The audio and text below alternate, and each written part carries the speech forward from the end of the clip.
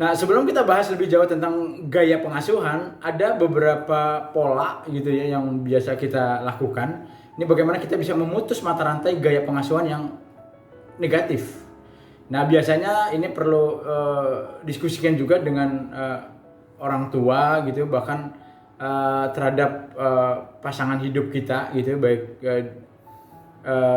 istri maupun suami ataupun suami, sehingga bisa memiliki sebuah pola pengasuhan yang memang benar-benar bisa diterapkan kepada anak-anak zaman now gitu ya, atau anak-anak remaja yang ada di lingkungan kita. Nah, dalam sebuah rumah tangga itu biasanya kita kenal dengan suami atau istri. Nah, biasanya kita diskusikan dengan cara misalnya bicarakan dengan lugas ke apa yang kita harapkan atau keluarga yang harapkan untuk kepada anak-anaknya. Terus juga bagaimana cara mendidik anak-anak remaja ini. Terus juga bagaimana pengalaman pengasuhan yang tidak diinginkan yang akan kita terapkan kepada anak-anak remaja. Nah, ketiga poin ini penting banget Bapak Ibu untuk didiskusikan dengan pasangan hidup yang ada di rumah kita. Nah, terus juga selanjutnya adalah bagaimana kita bisa membangun kepercayaan kepada remaja. Nah, tidak mudah memang Bapak Ibu bahwa memasuki masa remaja gitu ya, bahwa anak-anak juga perlu memaknai sebuah interaksi dan kebersamaan, baik itu dalam konteks yang benar maupun dalam konteks yang salah. Nah, bagaimana juga kita bisa menemukan pola interaksi yang nyaman serta membangun kepercayaan dan saling memberikan feedback terhadap sebuah pola interaksi kita. Nah, di sini juga kita bisa lihat bagaimana mereka melihat orang tua sebagai figur yang selalu benar dan tak terbantahkan. Ya. Nah, hubungan yang tidak harmonis seringkali menimbulkan sebuah sikap reaksi negatif, sehingga akhirnya sikap, perilaku, bahkan tindakan kita itu menghasilkan juga yang negatif. Nah, sebaiknya bagaimana kita bisa memberikan sebuah respon-respon positif gitu ya, yang memiliki perilaku yang win-win solution, sehingga akhirnya mereka merasa nyaman antar individu dan begitu sebaliknya.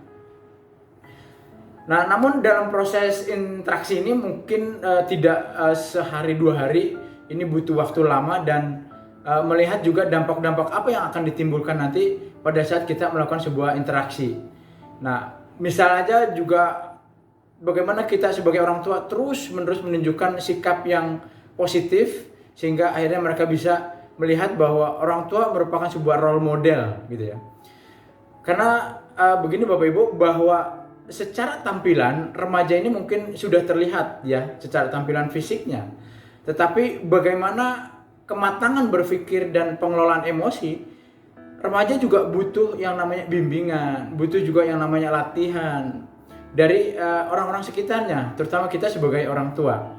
Nah, bimbingan yang baik gitu ya tadi, bahwa sangat dimungkinkan dengan tadi sebuah diskusi atau sebuah momen-momen quality time yang memang benar-benar bisa dirasakan untuk mereka juga tadi lagi-lagi menjadi rasa nyaman, terus juga melihat figur, dan juga sangat dimungkinkan untuk tidak menimbulkan sebuah masalah dan merenggangkan kedua pihak ya, baik itu orang tua maupun remaja.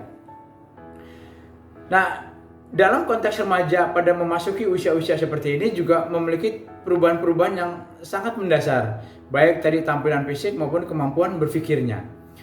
Nah, kekacauan-kekacauan yang mungkin ditampilkan pada masa remaja ini bisa dalam bentuk tadi, apakah kecerobohan, apakah sikap yang mungkin menyebalkan, bingung, atau juga ada keputusan-keputusan yang dia tidak bisa mengambil dengan cepat gitu ya, atau segala keanehan-keanehan yang mungkin diakibatkan dari sebuah aspek neurologis gitu ya, psikologis, bahkan fisiologis, sehingga pembangkangan atau ketidakharmonisan atau kita sebut dengan namanya kebandelan gitu ya, ini menjadi PR berat buat orang tua untuk bisa mengenali diri remajanya, bagaimana juga untuk bisa masuk ke dalam hati mereka, sehingga mereka bisa benar-benar menyatakan bahwa ini sebuah momen yang perlu disampaikan, sehingga tidak serta-merta memiliki sebuah persepsi yang negatif. Nah, perubahan-perubahan fisik dan psikis itu antara lain mungkin kalau pria mulai tumbuh jakun, kumis gitu ya, terus juga mengalami mimpi basah dan lain sebagainya. Dan sedangkan remaja putri mungkin mengalami dadanya yang semakin besar gitu ya, terus juga mulai haid dan seterusnya dan seterusnya. Nah, dari pertumbuhan-pertumbuhan ini juga akhirnya terjadi sebuah tadi remaja merasa tidak nyaman, terus juga bingung juga, terus harus ngomongnya seperti apa gitu ya, sehingga ada gap atau remaja ini berat untuk mengungkapkan isi hatinya kepada orang yang dianggap sebagai figur di rumah, sehingga akhirnya ini bisa diatasi kalau terjadi sebuah interaksi yang sangat nyaman gitu ya, sangat aman dan saling berdiskusi dan sebagainya. Nah, dari sebuah perubahan-perubahan ini juga kita bisa lihat bahwa gaya-gaya pengasuhan dalam berikut ini bisa kita lihat tentang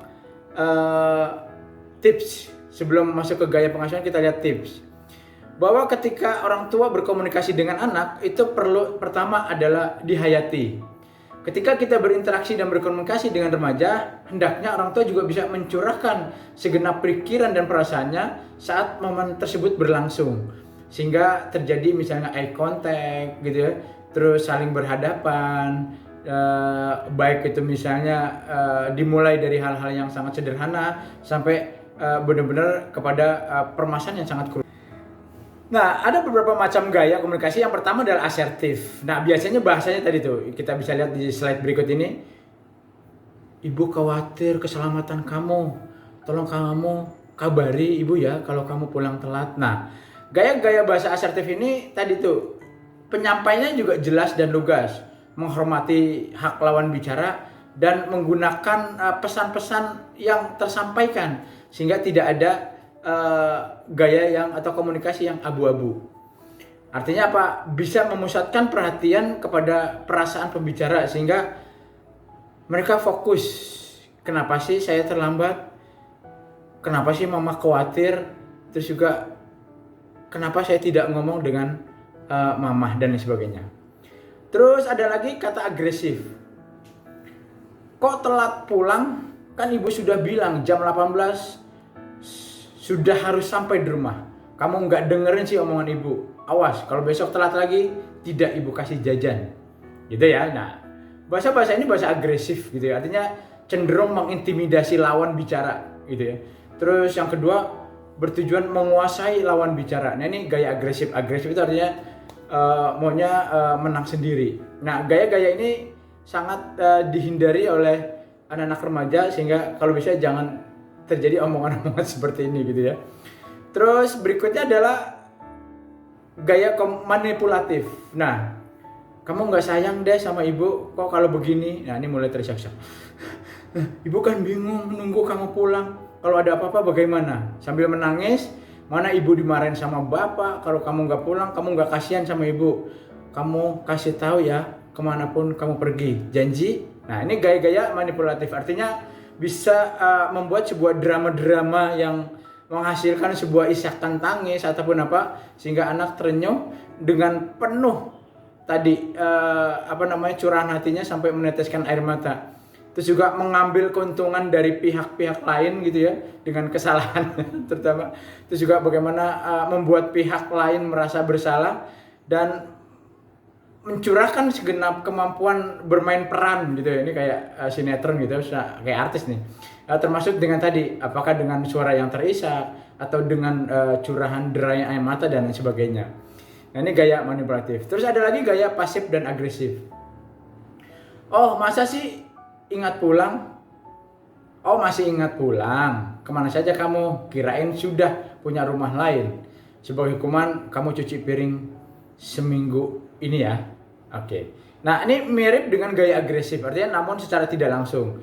Dan mengambil juga keuntungan dari anak remaja ini dengan menggunakan gaya kebalikan dengan gaya agresif ya. Nanti Bapak Ibu silakan pilih sendiri, saya termasuk gaya yang seperti apa ya. Nah, terus lanjut ada gaya submisif. Nah, ya sudah, ganti baju dan istirahat sana. Nah, gaya submisif ini menyenangkan orang lain karena menghindari konflik, gitu ya.